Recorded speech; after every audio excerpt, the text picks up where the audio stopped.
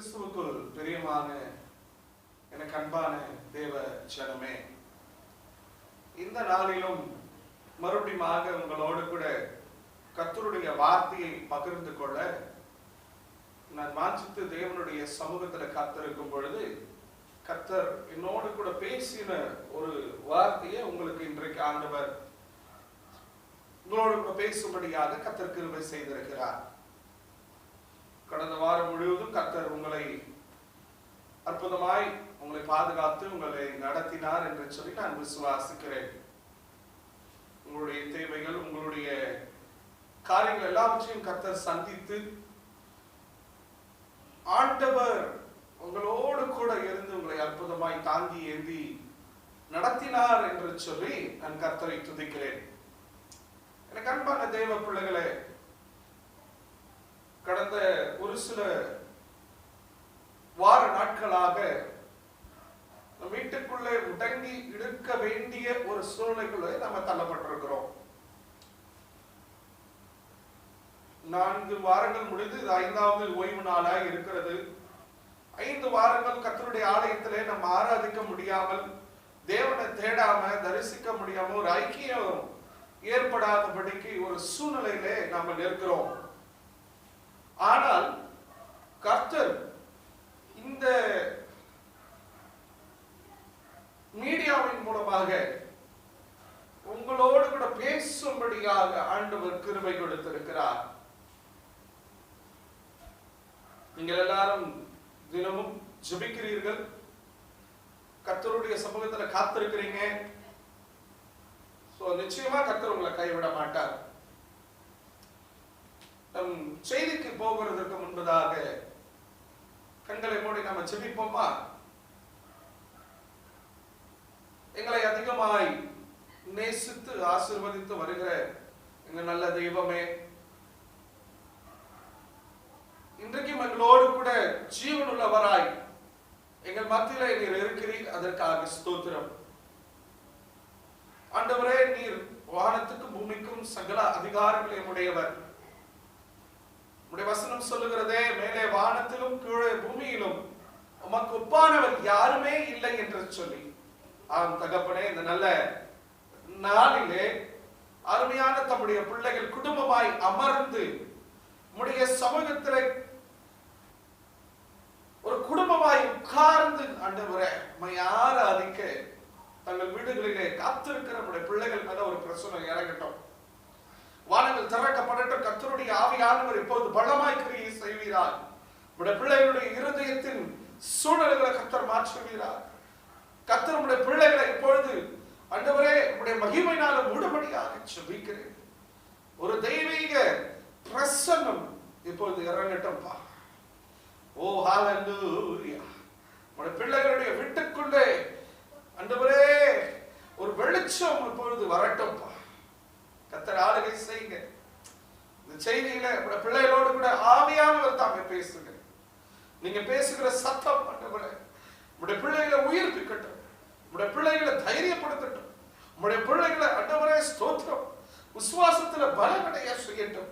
உடைய பிள்ளைகள் உமக்காக இன்னும் வைராக்கியம் கொள்ள ஆண்டவரே நீர் உதவி செய்வீராக. தொடர்ந்து உடைய நாம மகிமைப்படட்டும். அடியேனை மறைத்து ஆண்டவரே நீர் வெளிப்படும்படியாக நான் ஜெபிக்கிறேன். ஆண்டவரே, நாங்கள் அல்லப்பா, உடைய நாமத்துக்கு மகிமை உண்டாகட்டும். நான் தாழ்த்துக்கிறேன், வெறுமையாக்குகிறேன்.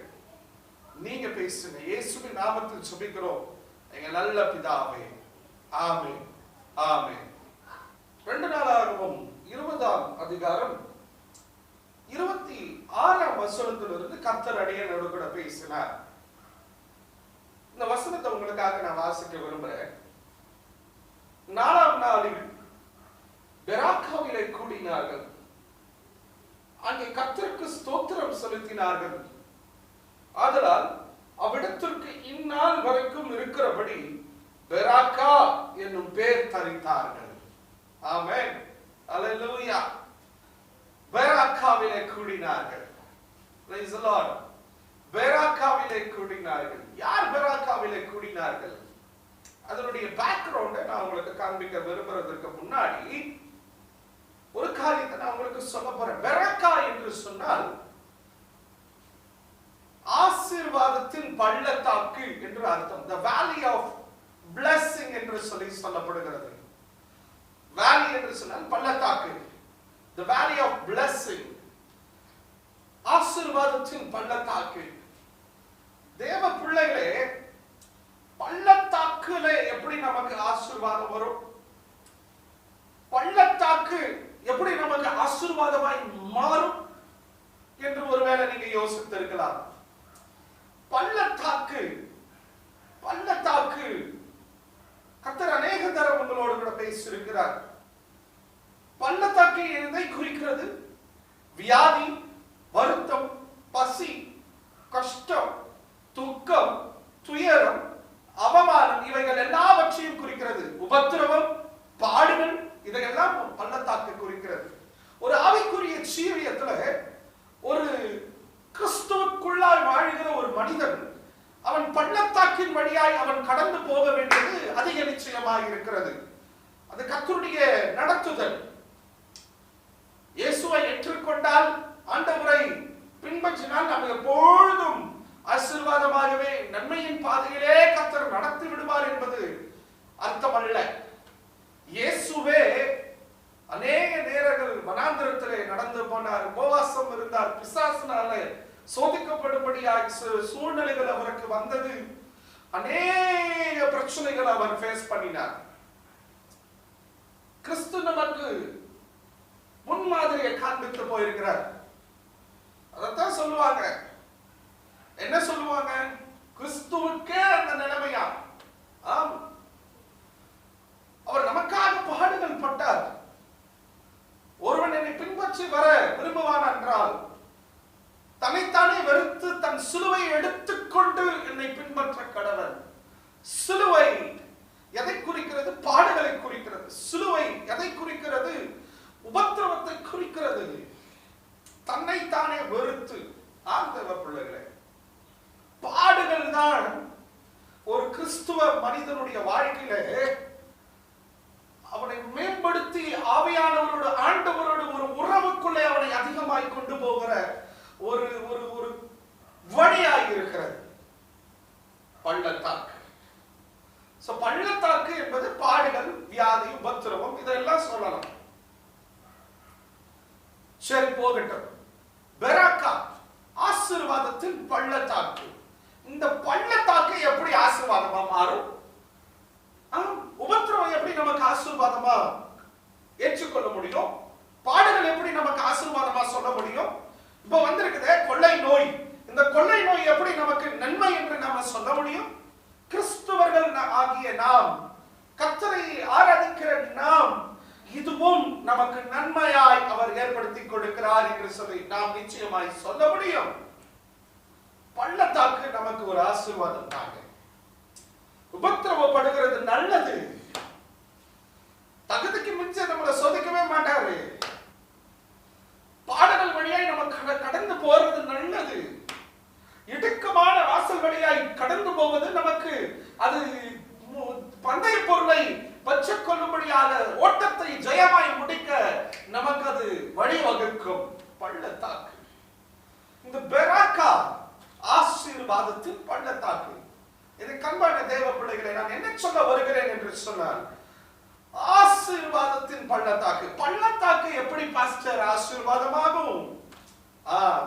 உபத்திரவம், வியாதி, பாடுகள், இந்த பள்ளத்தாக்கின் சூழ்நிலை நாம் கடந்து போவதே நமக்கெல்லாம் ஒரு ஆசீர்வாதங்க. யோசேப்பை நீங்க எடுத்துக்கொண்டீங்கன்னா எத்தனை பள்ளத்தாக்கு? குழியில போட்டாங்க, சகோதரர்கள் வெறுத்தாங்க, தகப்பன் தள்ளிவிட்டார், மறந்து போனார், விற்கப்பட்டான், அடிமையாய் சிறைச்சாலையில போடப்பட்டான், செய்யாத தவறுக்காக தண்டிக்கப்பட்டான்.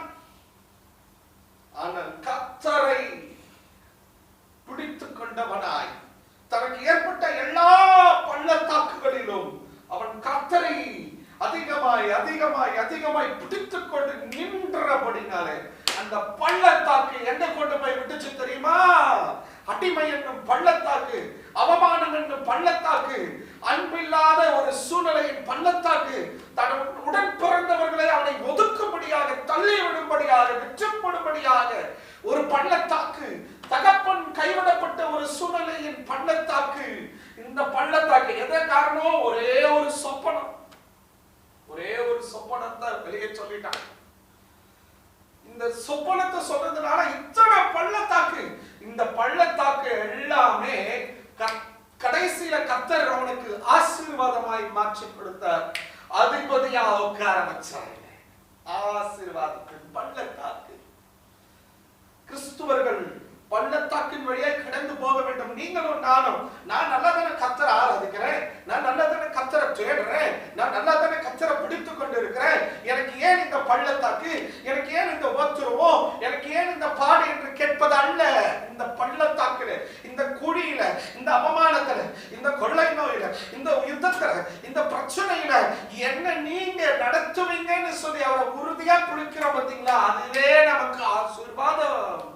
ஏனென்று சொன்னார், இங்கே ஒருவேளை நம்ம கஷ்டப்பட்டுடலாம், ஆனா பரலோகம் நமக்கு திறந்து கிடக்கிறது.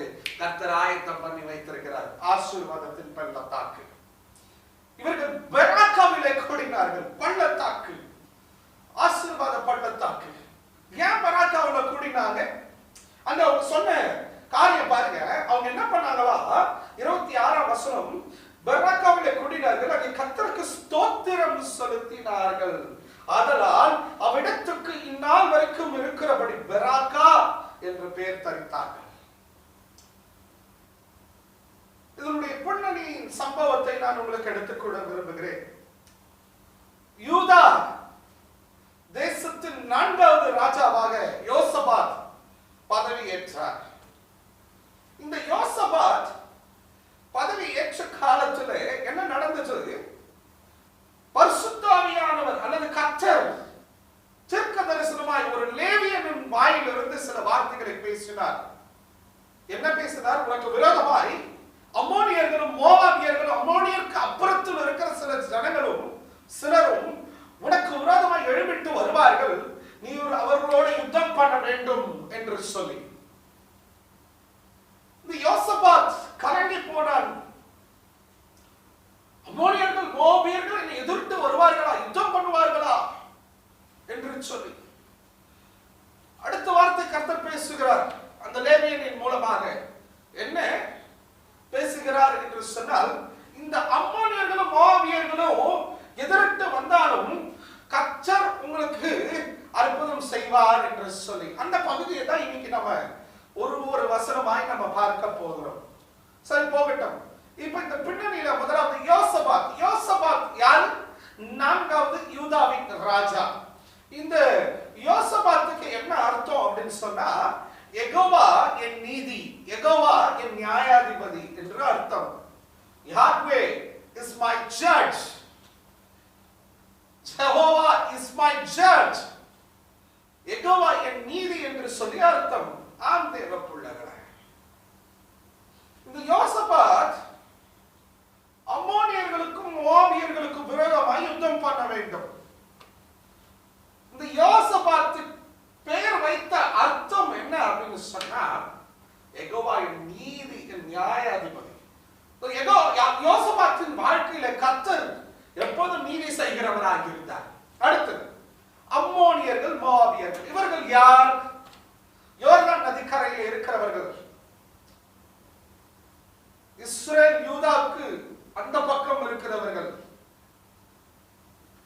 இந்த அம்மோனியர்கள், மோவாபியர்கள் எங்கிருந்து வந்தார்கள்? இவர்களுடைய சரித்திரம் என்ன?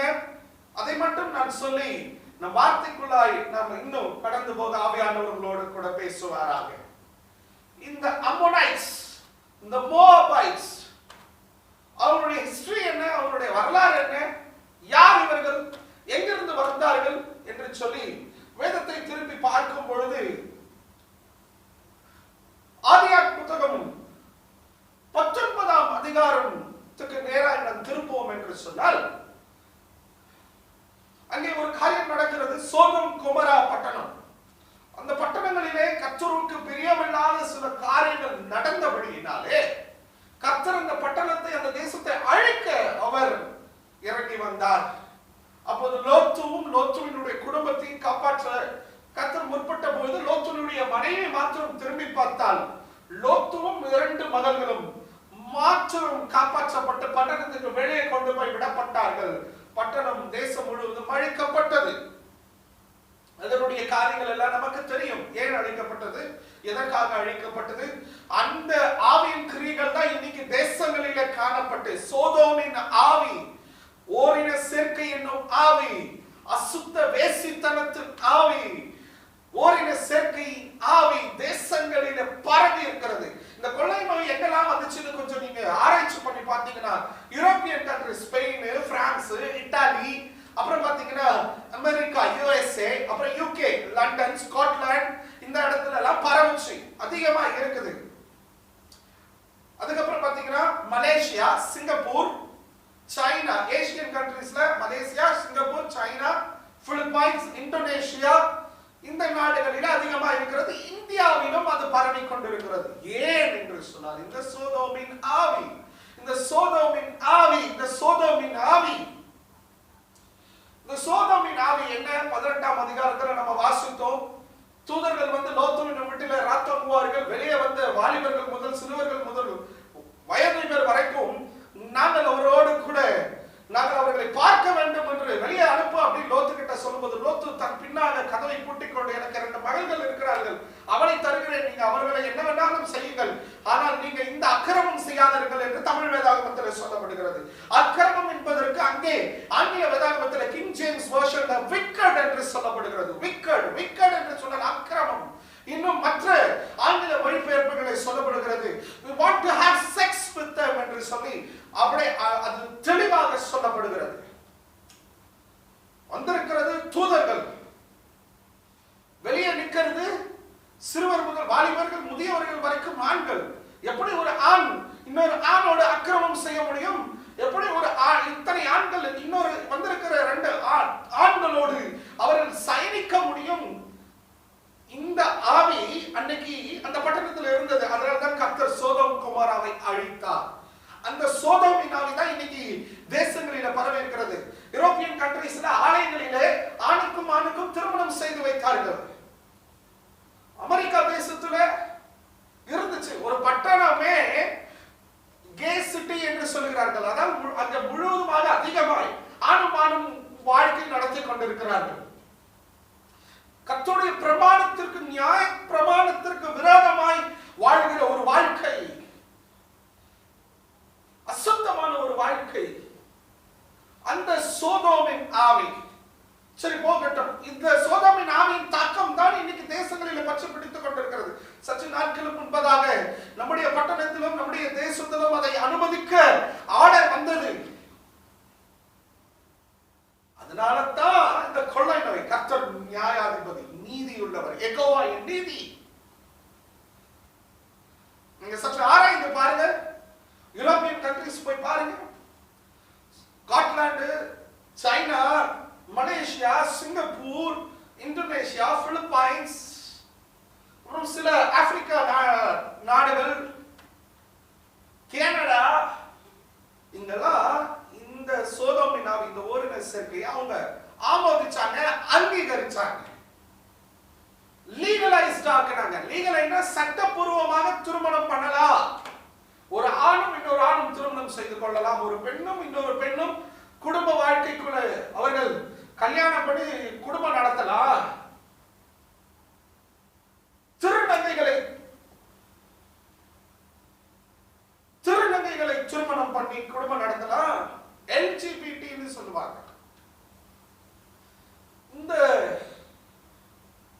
இந்த சோதோமின் ஆவி எங்கெல்லாம் இன்னைக்கு வரைக்கும், அன்னியிலிருந்து லோத்துவினுடைய நாட்டிலிருந்து இன்னைக்கு வரைக்கும் அது கிரியை செய்யுங்க. அதனாலதான் கர்த்தருடைய கோபம். நியாயாதிபதி கர்த்தர் எழுப்பதற்கு முன்பதாக சுத்திகரிக்க விரும்புகிறார். ஆனால் தம்மை தேடுகிற பிள்ளைகளுக்கு தாழ்த்தி அவரை நோக்கி கூப்பிடும் போது, கதறும் போது கர்த்தர் அவர்களை காப்பாற்றுகிறார். அநேக ஆப்பிரிக்கா நாடுகளிலே வெட்டுக்கிளிகள், ஆயிரக்கணக்கான வெட்டுக்கிளிகள் இப்போது கடந்து வந்து வயல் நிலங்களை அழித்துக் கொண்டிருக்கிறது என்று சொல்லி செய்திகளை நாம் பார்க்கிறோம். கர்த்தருடைய வருகை சமீபமா இருக்கிறது. தேசமே நீ மனம் திரும்பு. கிறிஸ்துவ ஜீவியத்துல எத்தனை அக்கிரமங்கள், எத்தனை பாவங்கள், எத்தனை நிர்வசாரம். இன்னமோ நீங்களும் நானும் நிர்வசாரமாக இருக்கிறோம். சரி, இந்த சோதம் கொமராவை அழிக்குவதற்கு முன்பதாக லோத்துவையும் 2 மகள்களையும் கர்த்தர் கொண்டு போய் பட்டணத்துக்கு வெளியே விட்டார். இப்ப தேசம் முழுவதும் அழிக்கப்பட்டுச்சு. வேத நிபுணர்கள் சொல்லுகிறார்கள், லோத்துவனுடைய மகன்களுக்கு இன்னும் அநேக ஜனங்கள் இருக்கிறார்கள், வாழ்கிறார்கள் என்று அறியாமையினாலே இந்த லோத்துவனுடைய பிள்ளைகள், மகன்கள் என்ன பண்ணாங்களா 2 பேரும், இனி நம்முடைய சந்ததி வருவதற்கு வாய்ப்பில்லை, அதனால் நாம என்ன பண்ணுவோம், ஒரு காரியத்தை நாம் செய்வோம் என்று சொல்லி தன் தகப்பனாருக்கும் இந்த பெண் பிள்ளைகளுக்கும், அதாவது லோத்துக்கும் லோத்துனுடைய பிள்ளைகளுக்கும் பிறந்தவர் தான் இந்த அம்மோன் மோவாப். மூத்த மகனுக்கும் லோத்துக்கும் பிறந்த பிள்ளை தான் மோவாப். இளைய மகனுக்கும் லோத்துவுக்கும் பிறந்த பிள்ளைதான் பென் அம்மீன் அப்படின்னு சொல்லப்படுறாங்க. அப்படின்னா அது பிற்பாடு அம்மோன் என்று அழைக்கப்பட்டுச்சு. அவர்களுடைய சந்ததி பெருகி பெருகி பெருகி பெருகி பெருகி அவர்கள் ஒரு தேசவாய், ஒரு தேசத்தின் பிள்ளைகளாய் அம்மோனியர்கள், மோவாபியர்கள். இந்த மோவாபியர்கள் சரித்திரத்துல தான் நகோமி, ரூத் அந்த மோவாப் தேசத்துல தான் இருந்தாங்க. அம்மோனியர்களும் மோவாபியர்களும் எங்கிருந்து வந்தார்கள்? லோத்துவினிடத்திலிருந்து வந்தவர்கள். சரி, இப்போது வார்த்தைக்கு நேரம் அவங்களோட கூட நான் கடந்து போக விரும்புகிறேன். நம்பர் 1, யோசபாத் என்று சொன்னால் என்ன அர்த்தம்? யெகோவா என் நீதியானவர். ஆம் தேவ பிள்ளைகளே, இன்றைக்கு இதுவரைக்கும் நம்ம செய்த பாவங்கள், இதுவரைக்கும் நம்ம செய்த அக்கிரமங்கள், இதுவரைக்கும் நம்ம செய்த அநியாயங்கள், மீறுதல்கள், அசட்டைத்தனம், நிர்விசாரம், கர்த்தருக்கு பிரியம் இல்லாம நம்மை காம்ப்ரமைஸ் பண்ணிக்கிட்டு நம்ம செய்த எல்லா அக்கிரமங்களுக்கு கர்த்தர் இன்னைக்கு நீதி செய்யும்படியாகவே இந்த கொள்ளை நோய் வந்தது. ஆனாலும் இந்த கொள்ளை நோயின் யுத்த களத்துல நம்ம இருந்தாலும் கர்த்தர் நம்மை காப்பாற்றி அவர் நடத்தி கொண்டிருக்கிறார். அல்லேலூயா, அல்லேலூயா, சொல்லுங்க அல்லேலூயா. கர்த்தர் உங்களை ஆசீர்வதிப்பாராக. இந்த அம்மோனியர்களுக்கும் மோவாபியர்களுக்கும் எதிராக யோசபாத் நிற்கும்படியாக லேவியன் மூலமாக கர்த்தருடைய தீர்க்கதரிசன வார்த்தைகள் வருகிறது. கர்த்தர் நீதி செய்வார், கர்த்தர் நீதி செய்வார். கர்த்தருக்கு விரோதமா, கர்த்தருடைய பிள்ளைகளுக்கு விரோதமா, கர்த்தருடைய ஊழியக்காரனுக்கு விரோதமா யார் எழும்பினாலும் கர்த்தர் நீதி செய்வார், நீதி செய்வார். அவர் நியாயாதிபதி. கர்த்தருக்கு பிரியம் இல்லாத அசுத்தங்கள், கர்த்தருக்கு பிரியம் இல்லாத ஒரு இயேசுபேலின் கிரியைகள், சோதோமின் கிரியைகள் எந்த பட்டணத்துல எந்த தேசத்துல இருக்குமோ அங்க அழிவு வரும். கர்த்தர் நீதி செய்வார். வந்திருக்குது. அவையானவர்களை பயமுறுத்தும்படியாக அல்ல, உங்களை எச்சரிக்கும்படியாக கர்த்தர் உங்களோடு கூட பேசிக் கொண்டிருக்கிறார். சரி, இந்த 2 நாளாகும் 20ஆம் அதிகாரம் 15ஆம் வசனத்தை நம்ம வாசித்தோம் அப்படின்னு சொன்னா, சகல யூதா கோத்திரத்தாரே, எருசலேமின் குடிகளே, ராஜாவாகி யோசபாத்தே கேளுங்கள், நீங்கள் அந்த ஏராளமான கூட்டத்திற்கு பயப்படாமலும் கலங்காமலும் இருங்கள் என்று கர்த்தர் உங்களுக்கு சொல்லுகிறார். இந்த யுத்தம் உங்களுடைய அல்ல, தேவனுடையது. அல்லேலூயா. நம்பர் 1, கர்த்தர் இன்றைக்கு இந்த யுத்தம், இந்த பள்ளத்தாக்கு, இந்த கொள்ளை நோய் என்ற பள்ளத்தாக்கு, இந்த யுத்தம், இந்த கொள்ளை நோயை அழிக்கக்கூடிய தாக்கத்தில் இருக்கிற இந்த யுத்த காலத்தில் வாழ்ந்து கொண்டிருக்கிற நீங்களும் நானும் கர்த்தர் நம்மை பார்த்து சொல்லுகிறார், என் ஜனமே, எனக்கு பிரியமான என் பிள்ளைகளே, நீங்கள் பயப்படாமலும் கலங்காமலும் இருங்கள். கர்த்தரை ஆராதிக்கிற என் அன்பான தேவ பிள்ளைகளே, கர்த்தரை தேடுகிற, கர்த்தரை தம்முடைய சொந்த ரட்சகராக இயேசுவை ஏற்றுக்கொண்ட அன்புக்குரிய தேவ ஜனமே, உங்களை பார்த்து தான் கர்த்தர் பேசுகிறார். பயப்படாமலும் கலங்காமலும் இருங்க. இந்த பள்ளத்தாக்கு உங்களுக்கு ஆசீர்வாதமா மாறும். பயப்படாதீங்க. என்ன நடக்க போகுது, ஏது நடக்க போகுது, என்ன இந்த சூழ்நிலை. 21 நாட்கள் சொன்னாங்க, மறுபடியும் ஒரு கொஞ்ச நாட்களை எக்ஸ்டெண்ட் பண்ணிட்டாங்களே, என்ன பண்றது? தேசத்தின் தலைவர் சொல்லிவிட்டாரே, அவருக்கு நாம் கீழ்ப்படிந்தாக வேண்டும், சட்டத்திட்டங்களுக்கு நாம் கீழ்ப்படிய வேண்டும். நம்ம என்ன செய்வது என்று சொல்லி கலங்கி போயிருக்கீங்களா? பயத்துடன் இருக்கிறீர்களா? வேலை கிடைக்குமா, என்ன செய்ய போறோம், நம்ம ஜீவியை காப்பாற்றப்படுமா, என்ன பண்ண போறோம் அப்படின்னு சொல்லி நீங்க ஒரு வேலை யோசித்துக் கொண்டிருக்கலாம். கர்த்தர் உங்களை பார்த்து தான் பேசுறாரு. பயப்படாமலும் கலங்காமலும் இருங்க. என்ன வந்தா வரட்டும். அததான் பக்தன் பாடுறார், வந்தாலும் உம்மோடுதான், மரித்தாலும் உம்மோடுதான், உமக்காகத்தான் நான் உயிர் வாழ்கிறேன். நம்மதானே வார்த்தையிலையும் பாட்டிலையும் மட்டும் இல்ல, உண்மையா சொல்றேன் பாருங்க. நீங்க நல்லா ஜெபிக்கிற பிள்ளைங்களா இருந்தீங்கன்னா உங்களுக்கு எந்த பயமும் கலக்கமும் வராது. எத்தனை பேர் உங்க வீட்டுல டெய்லி ஜெபம், குடும்ப ஜெபம் செய்றீங்க? எத்தனை பேர் உங்க வீட்டுல ஜெபம் அதிகமா இருக்குது? எத்தனை பேருடைய வீட்டுல துதி சத்தம் அதிகமா இருக்கிறது? அரை மணி நேரம், 1/4 மணி நேரம் ஜெபிக்கிற ஜெபம் போதாது. தேவ ஜனமே, எனக்கு அன்பான தேவ பிள்ளைகளே, இந்த நாட்களை பிரயோஜனப்படுத்திக் கொள்ளுங்க, பிரயோஜனப்படுத்திக் கொள்ளுங்க. சும்மா அரை மணி நேரம், சும்மா 1/4 மணி நேரம் போதாது, பத்தாது. உயிர் போகிற காலம் இது, ஜீவனை எடுக்கிற காலமா இருக்கிறது. கொடிய நாட்களுக்குள்ளே நம்ம இருக்கிறோம். உங்களை என்னையும் கர்த்தர் காப்பாற்றி கொடுத்திருக்கிறாருல்ல, இன்னும் காப்பாற்ற வேணும்னா நீ உட்காரணும் அவருடைய சமூகத்துல, உன்னை ஒடுக்கணும், உன்னை அர்ப்பணிக்கணும், கர்த்தருடைய சமூகத்துல அறிக்கை பண்ணணும். ஆண்டவரே என்று சொல்லி அவரை நீ பிடித்துக் கொள்ளணும். ஜெபிக்கிறோமா? எத்தனை பேருடைய வீட்டுல நீங்க எண்ணெய் பூசி ஜெபம் பண்றீங்க டெய்லி? எத்தனை பேருடைய வீட்டுல உங்க வீட்டை சுற்றிலும் நீங்க தண்ணி தெளிச்சு இயேசுவின் ரத்தம் ஜெயம் என்று சொல்லி தெளிச்சு ஜெபித்து படுக்கிறீர்கள்? நீங்க செஞ்சு பாருங்க, ஒரு பயமும் வராது, ஒரு கலக்கமும் வராது. நாளைய தினத்தை குறித்து கவலைப்பட மாட்டீங்க. ஜெபத்தை எடுத்து ஒவ்வொருத்தருடைய தலையிலையும் இயேசுவின் ரத்தத்துக்குள்ள நான் மறக்கிறேன்னு சொல்லி கணவன் மனைவி பிள்ளைகளுக்கு மேல வீட்டை சுத்திலும், பொருட்களை சுத்திலும், வாகனத்தை சுத்திலும் தெளிங்க. சோப்பு போட்டு கையை கழுவுறதுனால மட்டும் இல்ல, உன் ஜீவியம் காப்பாற்றப்பட வேண்டும் என்று சொன்னார். சோப்பு நம்ம காப்பாற்றாது, இயேசுவின் ரத்தம் தான் காப்பாற்றும். இயேசுதான் நம்மளை காப்பாற்றுவார். அவர் தான் சொல்றாரு, கர்த்தர் தான் பேசுறாரு, பயப்படாமலும் கலங்காமலும் இருங்கள். என்னதான் சோப் போட்டு கை கழுவி கழுவி கழுவி கழுவி கழுவி சானிடைசர் போட்டு எல்லாம் பண்ணாலும் அதை செய்யக்கூடாதுன்னு சொல்லல, அதை செய்யுங்க. 20 செகண்ட் கழுவுன்னு சொல்றாங்க, இப்படி கழுவுங்க, அப்படி கழுவுங்க, இதை பண்ணுங்க, அதை பண்ணுங்கன்னு சொல்றாங்க. அது முக்கியம் தான். ஆனா அதை காட்டினா நமக்கு ஒரு பெரிய பாதுகாப்பு இயேசுவின் ரத்தம். அவர் தான் நமக்கு கேடகம், அவர் தான் நமக்கு பாதுகாப்பு. அவர் தான் சொல்றாரு, உயிரோடு இருக்கிறவர் சொல்லுகிறார், நம்முடைய ஆண்டவர் பேசுகிறார், பயப்படாமலும் கலங்காமலும் இருங்க. அவர் நீதிபரர் தான், யெகோவா நீதி தான். ஆனாலும் அவருடைய சமூகத்தில் இப்போ உங்களை ஒப்பு கொடுத்து கதறி ஜெபம் பண்ணுங்க, நேரத்தை அதிகப்படுத்துங்க.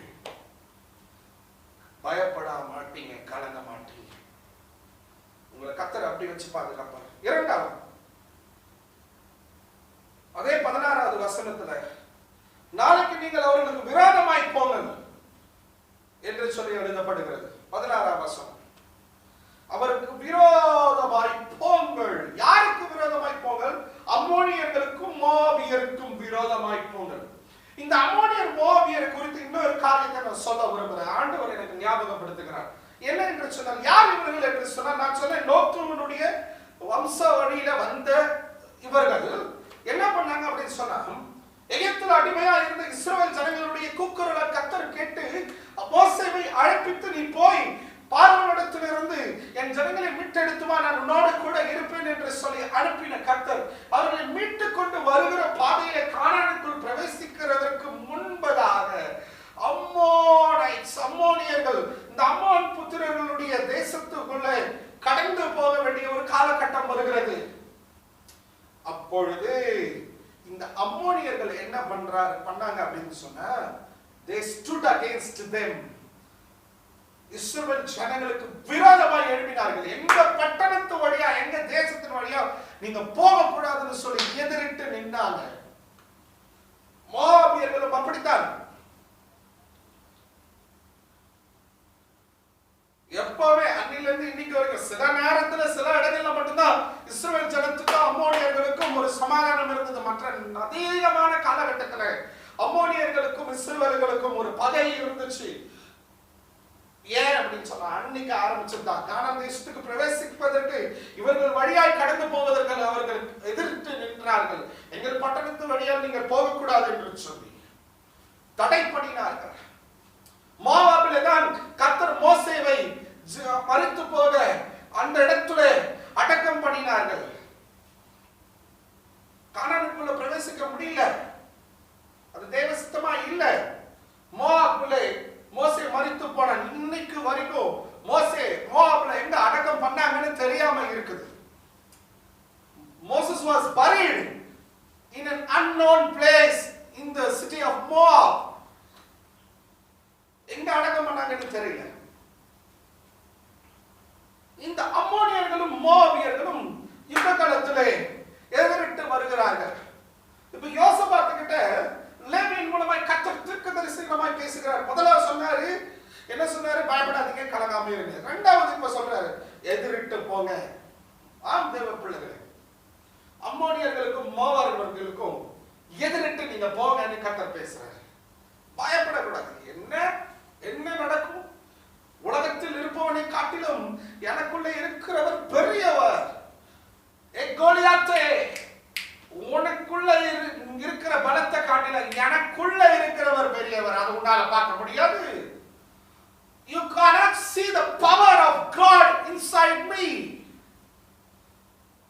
கர்த்தர் எனக்குள்ள இருக்கிறாரு, அவருக்குள்ள ஒரு வல்லமை இருக்குது, அந்த வல்லமை எனக்கும் இருக்குது. சோ கர்த்தருக்குள்ள நான் இருக்கிறபடினால, அவருக்குள்ள நான் இருக்கிறேன், அவருக்கு எனக்குள்ள இருக்கிறபடினால அவருக்குரிய வல்லமை அவர் எனக்கு கொடுத்திருக்கிறார். அந்த வல்லமை உன்னால பார்க்க முடியாது. உன் பலம் உனக்கு பெருசா இருக்கலாம். அம்மோனியரே, மோவாபியரே, நான் உனக்கு எதிரிட்டு வருவேன். தாவீது எதிரிட்டு நின்றான். நீங்களும் நானும் எதிரிட்டு நிக்கணும். சத்துருவை கண்டு பயந்து போயிடக்கூடாது. கொலை நோயை பார்த்து பயந்து போயிடக்கூடாது. அவ்வளவு வீட்டு வாசலை விட்டு வெளியே வர்றதில்லை, நல்லதுதான், வராதீங்க. ஆனா பயந்து பயந்து பயந்து தைரியமா இருங்க. ஜபத்துல தரித்திருங்க. சத்துருவுக்கு எதிரிட்டு நில்லுங்க. சங்கீதம் 23 நம்ம வாசிக்கிறோம்ல, என்ன வாசிக்கிறோம்? நான் மரண இருளில் பள்ளத்தாக்கில் நடந்தாலும் பொல்லாப்புக்கு பயப்படேன். தேவரீர் என்னோடு கூட இருக்கிறீர். உமது கோலும் உமது தடியும் என்னை தேற்றும். என் சத்துருக்களுக்கு முன்பதாக எனக்கு ஒரு பந்தை ஆயத்தப்படுத்தி என் தலையை எண்ணெய் நான் அபிஷேகம் பண்ணுகிறேன். என் பாத்திரம் நிரம்பி வடிகிறது. சத்துருக்கு எதிரிட்டு நல்லங்க. சத்துருக்கு முன்பதாக உங்களை கர்த்தர் கனப்படுத்துவார், உயர்த்துவார். தைரியமா நல்லங்க. பயந்து போகாதீங்க. எதிரிட்டு நில்லுங்க. சத்துருக்கு எதிரிட்டு நில்லுங்க. பிசாசுக்கு எதிர்த்து நில்லுங்க. வலு சர்ப்பங்களையும் தேள்களையும் மிதிப்பாய் என்று சொன்னாரே.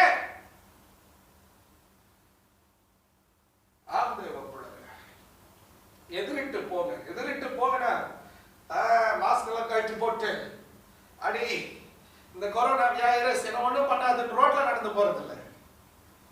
உன் ஆவிக்குரிய ஜீவியத்துல நீ என்ன பண்ணணும்? அதற்கு எதிர்த்து நிக்கணும். ஜபத்துல தரித்திருக்கணும். விசுவாசத்துல பலப்படணும்.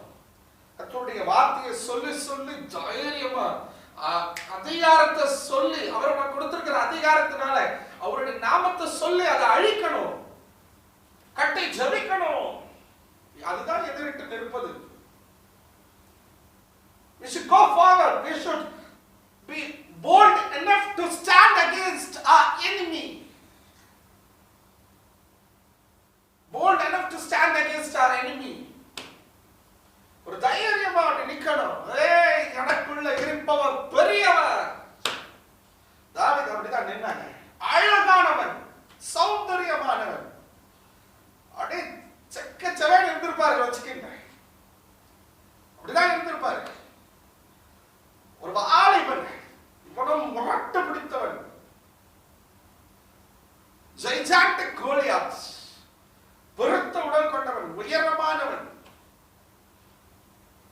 சத்தம் பயங்கரமா இருக்கும். தலைக்கணம், பெருமை, கர்வம் பிடித்தவனாய் ஒரு பயங்கரமான மிருகத்தை போல நின்றான் கோலியாத்து. எதிரிட்டு நின்றான். யாருடைய தைரியத்துல? எந்த தைரியத்துல நின்னா? நிக்கணும். நீங்களும் நானும் நிற்கணும். Bold enough to stand before the enemy.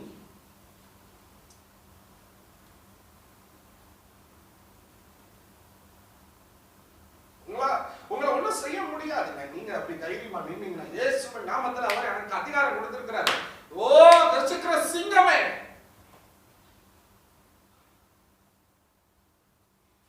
ஒண்ணும் செய்ய முடியாது. ஓ இயேசுவின் நாமம். எதிரிட்டு நில்லுங்க. பயப்படாதீங்க, கலங்காதீங்க. எதிரிட்டு நில்லுங்க. ஒண்ணும் பண்ண முடியாது. என்ன செய்ய முடியும்? Nothing will happen to you. கர்த்தர் உங்களுக்குள்ள இருப்பாருன்னா nobody can do anything for you. யாரும் உங்களுக்கு எதுவும் செய்ய முடியாது.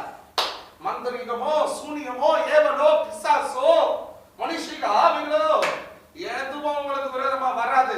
இயேசுவின் நாமத்துல வல்லமை இறங்கட்டும். பெற்றகொள்ளுங்கள் அந்த வல்லமையை. கர்த்தர் உங்களுக்கு அப்படி செய்வார். கர்த்தர் இப்போ நம்ம வீட்டுக்குள்ள ஒரு வல்லமை இறங்குது. கர்த்தர் நிச்சயமா செய்வார். நான் விசுவாசிக்கிறேன். எதிரிட்டு நிக்க கிருபை செய்வார். தைரியமா நில்லுங்க. மூணாவது அதே வசனம் 2 நாளாகும் 20ஆம் அதிகாரம் 16ஆம் வசனம். இதோ அவர்கள் சிஸ் என்னும் மேட்டு வழியாய் வருகிறார்கள்.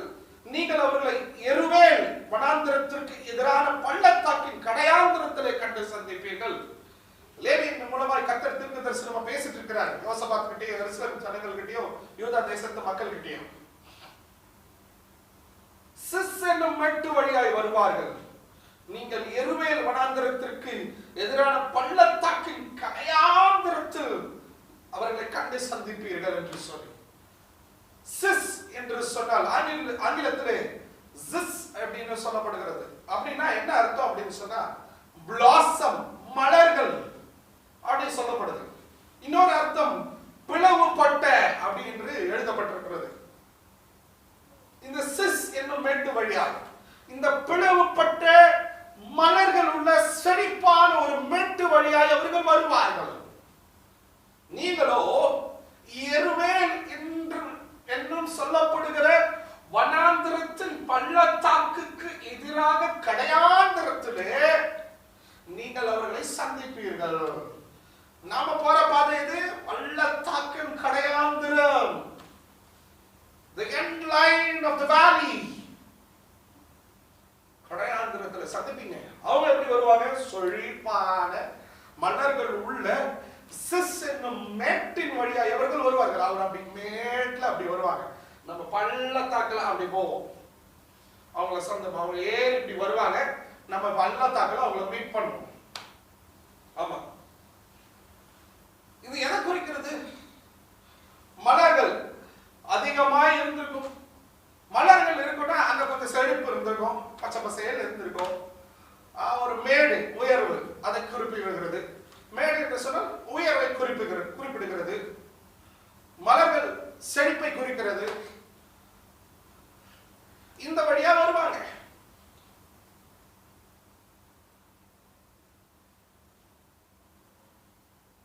எண்ணிக்கை கடங்காத அம்மோனியர்களும் மோவாபியர்களும் எதிரிட்டு மெட்டு வழியாய் வருவார்கள். நாங்களும் சிறிய கூட்டம். அம்மோனியர்களும் மோவாபியர்களும் அம்மோனியர்களுக்கு அடுத்த இடங்களில் இருக்கிற சிலரும் அப்படிதான் 20ஆம் அதிகாரம் 1ஆம் வசனத்தில் சொல்லப்படுகிறது.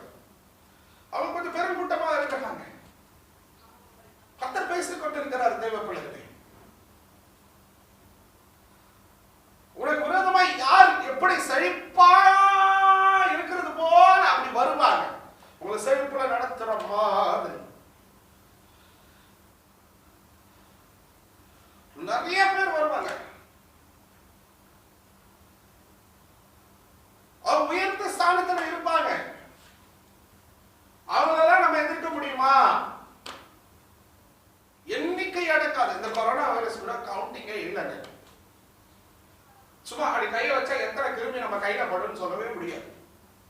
பட்டுச்சு முடிஞ்சிச்சு. எண்ணிக்கை கடங்காத கிருமிகள், எண்ணிக்கை கடங்காத எதிரிகள், எண்ணிக்கை கடங்காத சத்துருக்கள், உயர்ந்த ஸ்தானங்களில் இருந்து கூட வருவாங்க.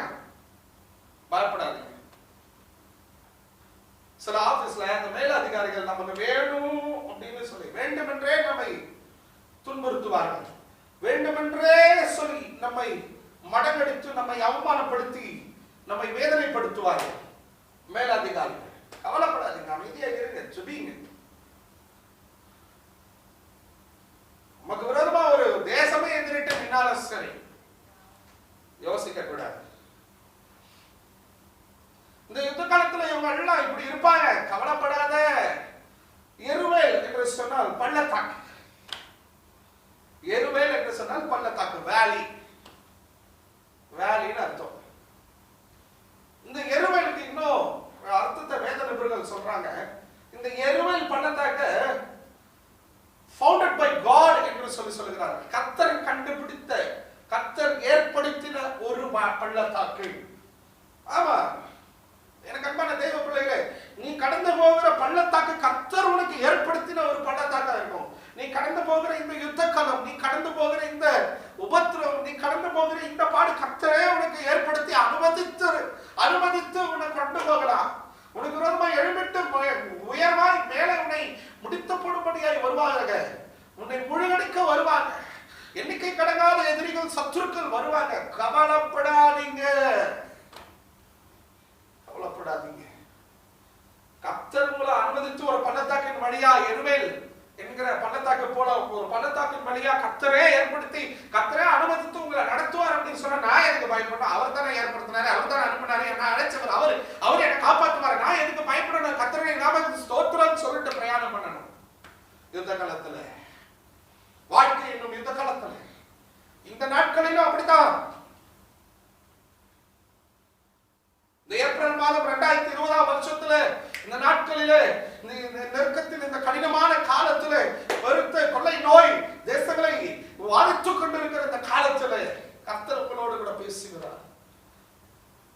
பள்ளத்தாக்களை கடந்து போங்க, கவலைப்படாதீங்க. கடந்து போங்க, கவலைப்படாதீங்க. அவர் நம்ம கூட இருக்கிறார். எதை குறித்து யோசிக்காதீங்க. நம்பர் 1, யெகோவா என் நீதி, அவர் நீதி செய்கிறவராயிருக்கிறார். 2வது, பயப்படாமல் கலங்காமல் இருக்கிறார், அவர் நம்மோடு கூட இருக்கிறார். 3வது, சத்துருக்கு விரோதமா நீங்க எழும்பி நில்லுங்க, பயப்படாம தைரியமா நில்லுங்க, எதிரிட்டு நில்லுங்க, அவருடைய நாமத்துல நில்லுங்க. 4வது, எண்ணிக்கை கடங்காத எதிரிகளாய், உயர்வின் அதிகாரம் படைத்த எதிரிகளாய் கூட நம்முடைய வாழ்க்கையில் யார் வேணா வரலாம், எது வேணா வரலாம். எருவேல் என்னும் பள்ளத்தாக்கு கர்த்தர் ஏற்படுத்தின அல்லது கர்த்தர் அனுமதித்த பள்ளத்தாக்கு, அதுல நீங்க பிரயாணம் பண்ணுங்க. கர்த்தர் தானே அனுமதிச்சாரு, கர்த்தர் தானே ஏற்படுத்தினார். இந்த பள்ளத்தாக்குல என்ன நடத்திட்டு போறாரு, நான் எதுக்கு பயப்படணும்? இந்த யுத்த காலத்துல நான் பிரயாணம் பண்ணுவேன், அவர் எனக்கு ஜெயத்தை கொடுப்பார், தைரியமா நில்லுங்க. கர்த்தர் அப்படி நடத்த போறாரு உங்களெல்லாம். ஆமென், அல்லேலூயா, அல்லேலூயா.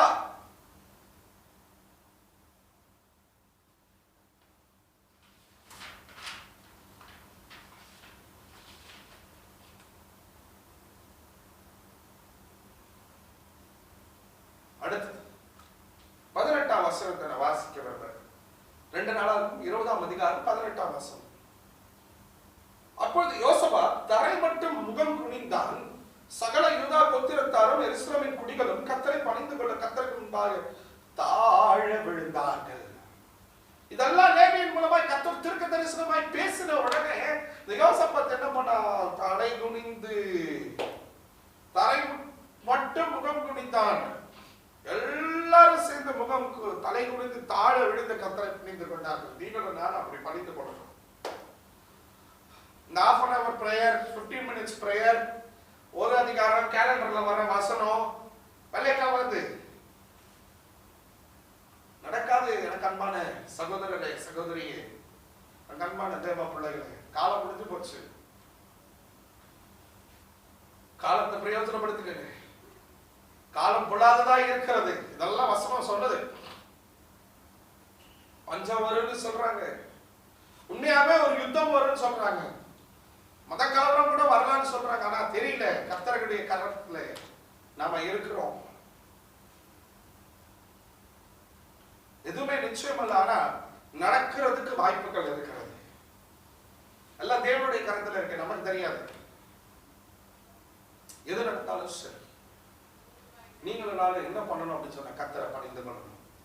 தாழ விழுந்து பணிந்து கொள்ளுங்க. தேசத்துக்காக திறப்புல நில்லுங்க, உங்களுக்காக நில்லுங்க, உங்க குடும்பத்துக்காக நில்லுங்க, அழிந்து போகிற ஜனங்களுக்காக நில்லுங்க, ஏழை எளிய மக்களுக்காக நில்லுங்க, தேசத்தின் தலைவர்களுக்காக நில்லுங்க, திறப்புல அழுங்க, தாழ விழுந்து பணிந்து கொள்ளுங்க கர்த்தருடைய சமூகத்துல.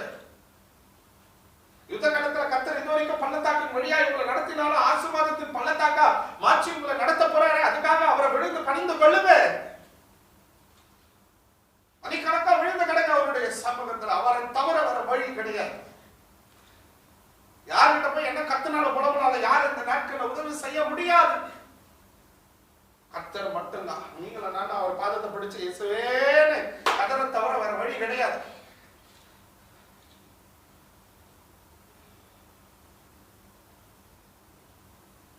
ஆண்டவர் தான் நமக்கு வழி.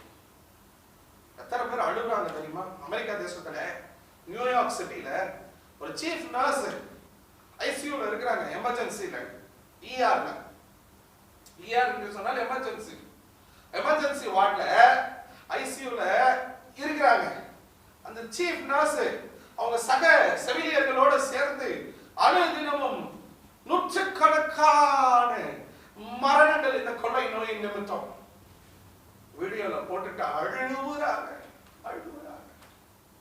எத்தனை பேரை மறித்து போறாங்க ஒரு நாளைக்கு? நூற்றுக்கணக்கான பேர் மறித்து போறாங்க. கண்ணை எதிர்க்கு இந்த பெட்ல அந்த பெட்ல அந்த பெட்ல அந்த பெட்ல மறித்து போறாங்களே, அழுவுறாங்க.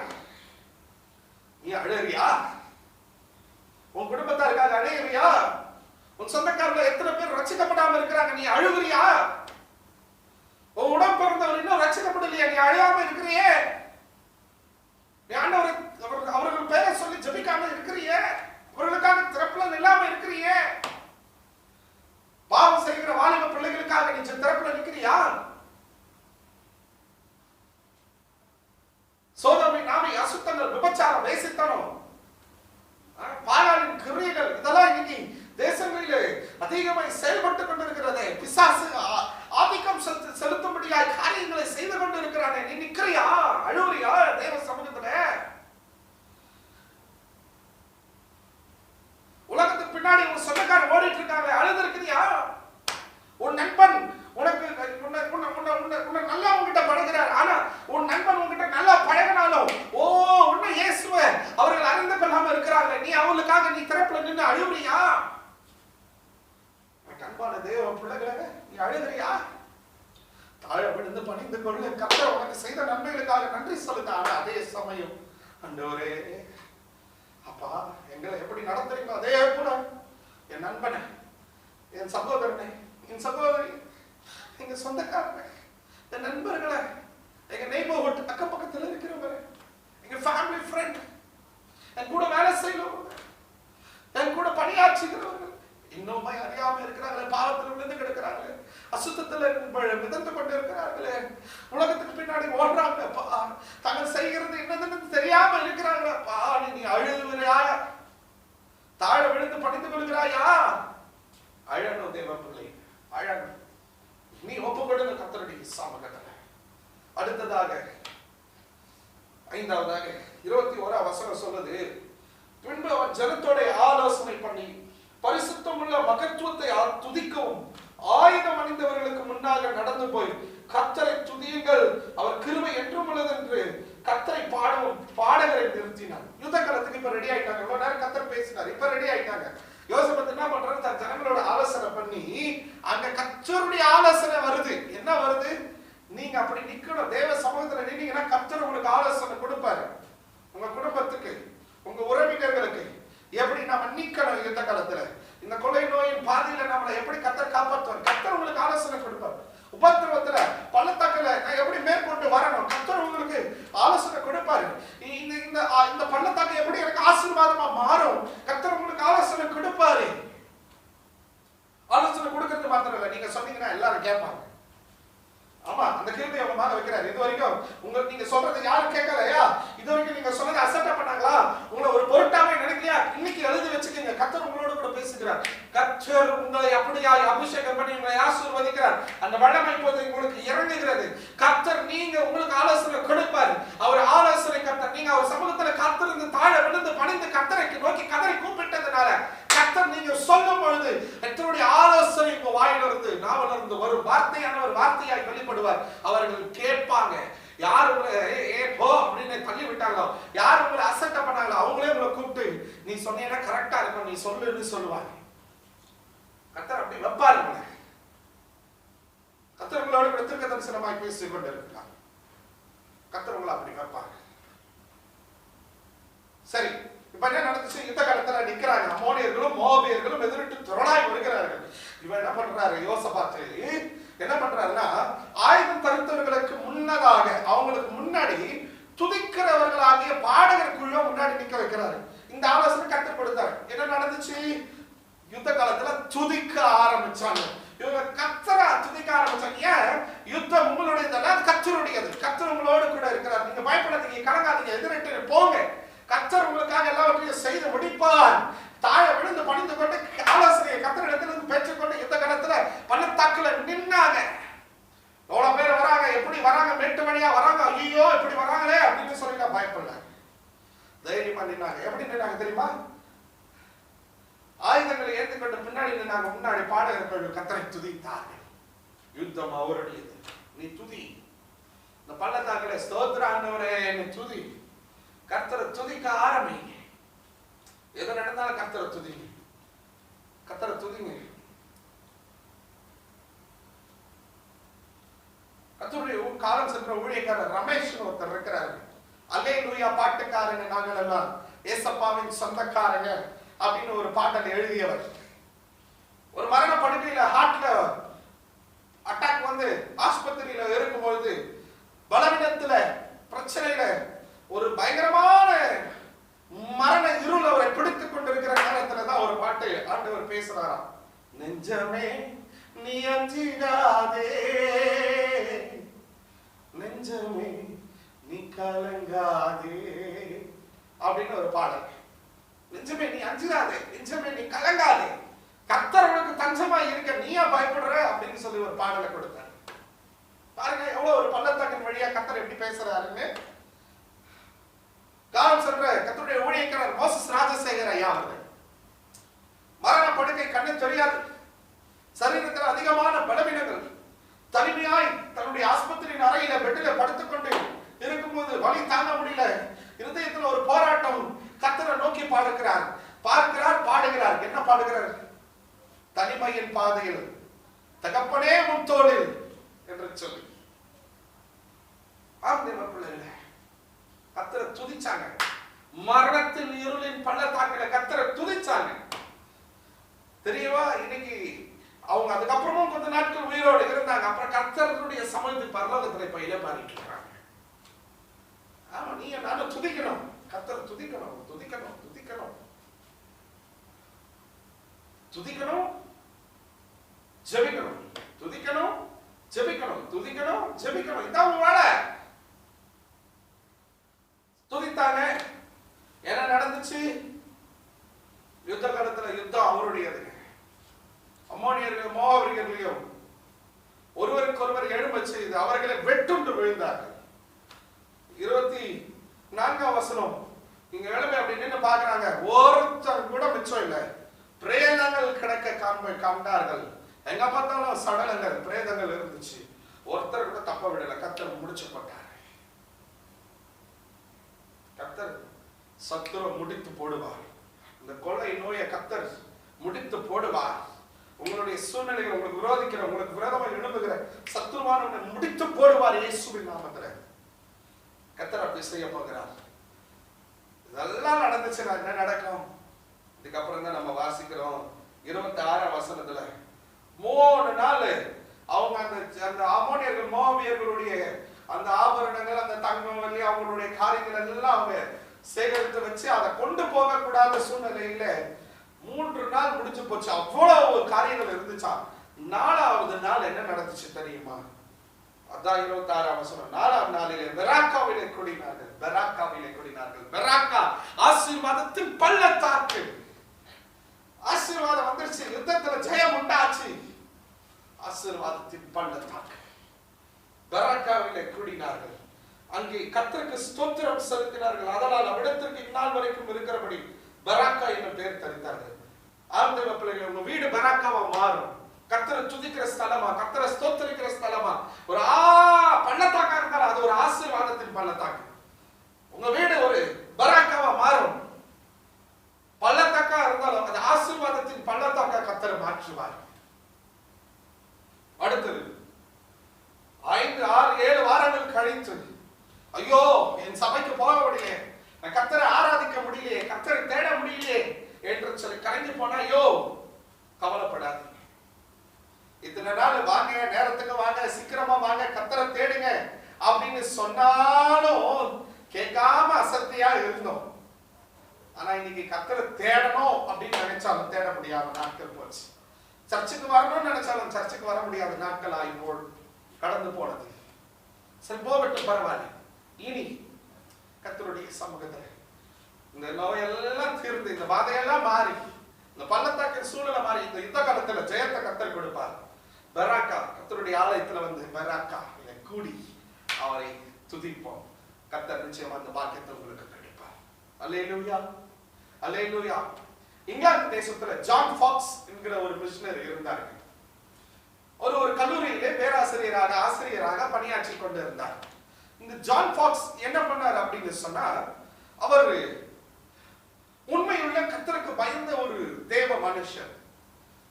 கர்த்தரை முக்கியப்படுத்தி ஆண்டவரை தன்னுடைய வாழ்க்கையில முக்கியத்துவப்படுத்தி அவருக்காகவே வாழ்ந்தவர். அவருடைய செயலிலே, அவருடைய பேச்சிலே எல்லாம் ஆண்டவரை பிரதானப்படுத்தினார், முக்கியத்துவப்படுத்தினார். இங்கிலாந்து தேசத்திலே சில சட்டத்திட்டங்கள் இருந்தது. திருச்சபைக்கான சில அரசு நிர்ணயித்த சில சட்டத்திட்டங்கள் இருந்தது.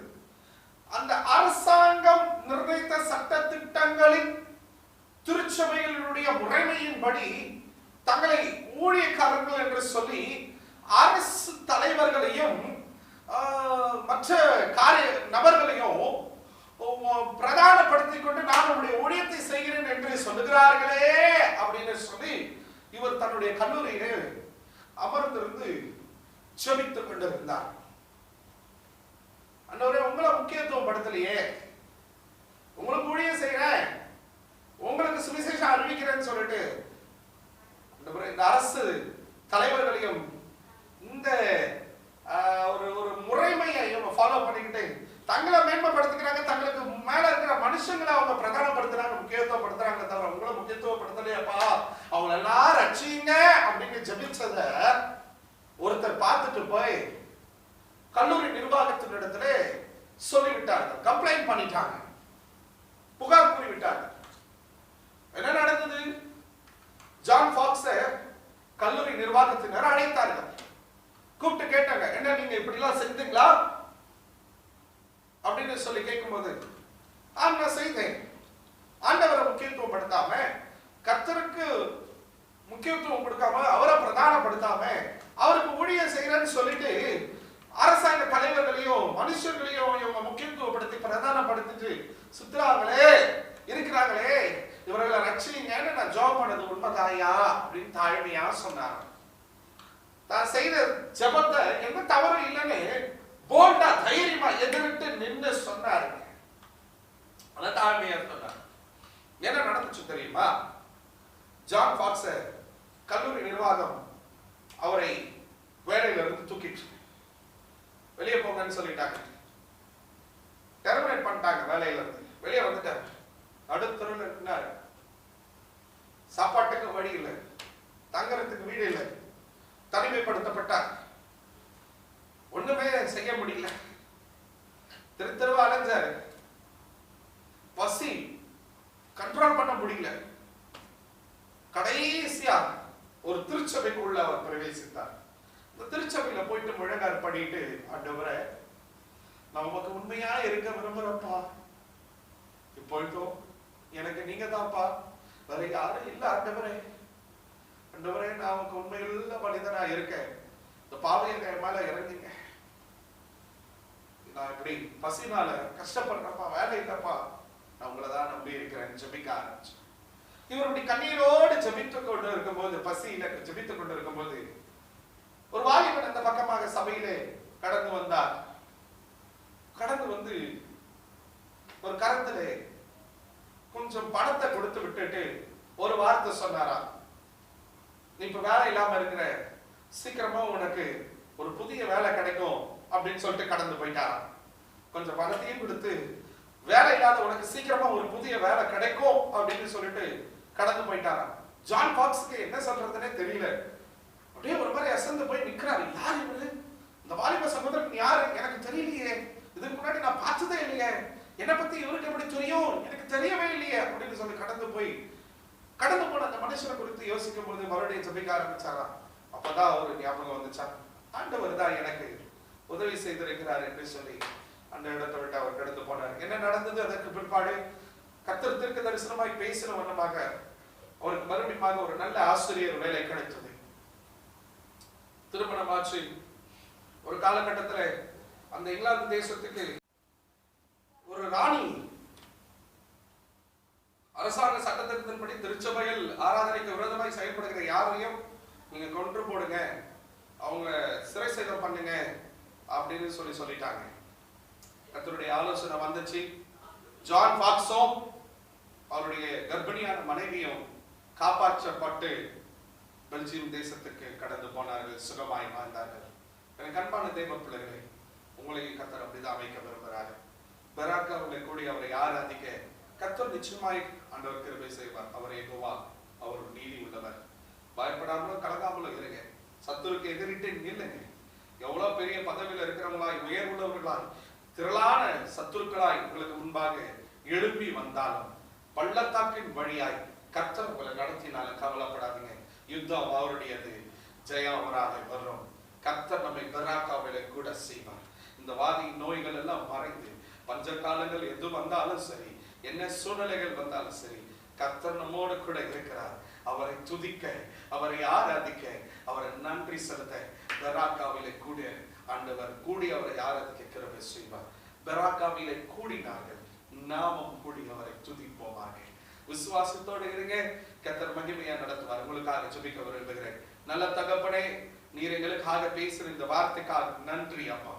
பெராக்காவிலே கூடி உம்மை ஆராதித்த யூதா தேசத்து ஜனங்களை போல எங்களையும் ஆண்டவரே, இந்த பள்ளத்தாக்கின் வழியாக நாங்கள் கடந்து போனாலும் கர்த்தர் எங்களுக்கு ஜெயமாய் முடித்து கொடுத்து ஆண்டவரே பெராக்காவிலே கூடி உம்மை நன்றி செலுத்த, துதிக்க, உம்மை ஆராதிக்க எங்களுக்கு கிருபை செய்கிறபடினால நமக்கு நன்றி. இந்த செய்தி கேட்ட ஒவ்வொரு சிறு பிள்ளைகள், வாலிபர்கள், பெரியவர்கள் எல்லாரையும் கர்த்தர் ஆசீர்வதிப்பீராக. இந்த கொள்ளை நோய் பாதைகள் எதுவுமே இவர்களுடைய வீட்டுக்குள்ள அணுகாதபடிக்கு அட்டைக்குட்டியானவருடைய ரத்தத்தை ஆண்டவரே நிலைக்கால பூசி ஜெபிக்கிறேன். ஒவ்வொரு மேலும் இயேசுவின் ரத்தத்தை தெளிக்கிறப்பா. பலன், சுகம், ஆரோக்கியம், பாதுகாப்பு இருக்கட்டும்ப்பா. ஜெபத்துல தரித்திருக்க உதவி செய்யுங்க ஆண்டவரே. ஆண்டவரே, பிசாசுக்கு எதிர்த்து நிற்க உதவி செய்யுங்கப்பா. ஆண்டவரே, பாவம் எண்ணெயை குறைந்து போக கூடாது ஆண்டவரே. ஆசீர்வாதமா வைங்கப்பா. பெரிய காரியங்கள் செய்யுங்க.